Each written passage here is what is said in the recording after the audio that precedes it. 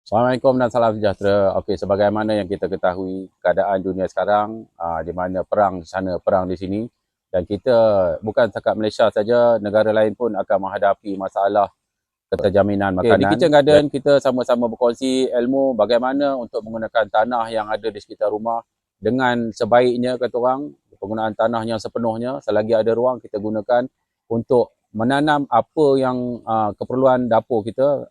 Bak kata Menteri Keterjaminan Makanan kita, tanam apa yang kita makan, makan apa kita tanam. Sekarang saya akan tunjukkan teknik-teknik penanaman di sekitar rumah kita.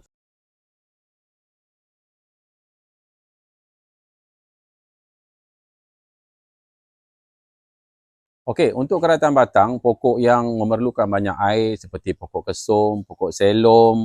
Biasanya kalau kita nak tanam cukup dengan satu kotak polistirin. Okey, kita ambil yang pastikan ada sendi ni. Masa tanam tu kita tanam, pastikan sendi ni tenggelam. Sama ada yang cantiknya dua tenggelam. Contoh kita potong sini. Okey, ni satu dua. Yang lebih atas ni tak ada kisah.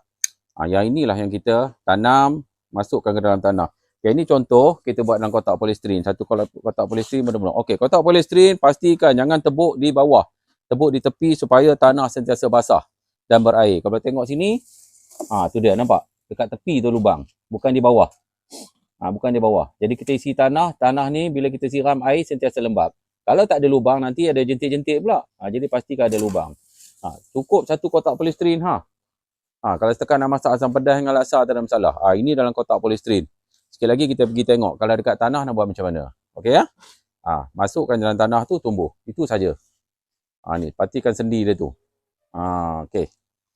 Okey, jika tadi dalam kotak polistirin ataupun tong sabun ke, untuk atas tanah, yang pertama kita korek dulu tanah dalam lebih kurang setengah kaki, kita lapik plastik.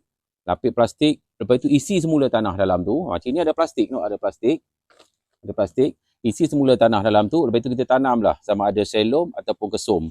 Penuh hampa ke sana tu. Ini semalam kita buat pembersihan. Pasal dah terlalu banyak. Jadi kita bersihkan, kita bagi selom ke selom, kesum ke kesum. Yang ini untuk di batas. Boleh juga kita pakai ini, kita bubur plastik. Kawasan ni mesti sentiasa basah dan berair. Okey, baik. Okey, kita saksikan video seterusnya. Bye.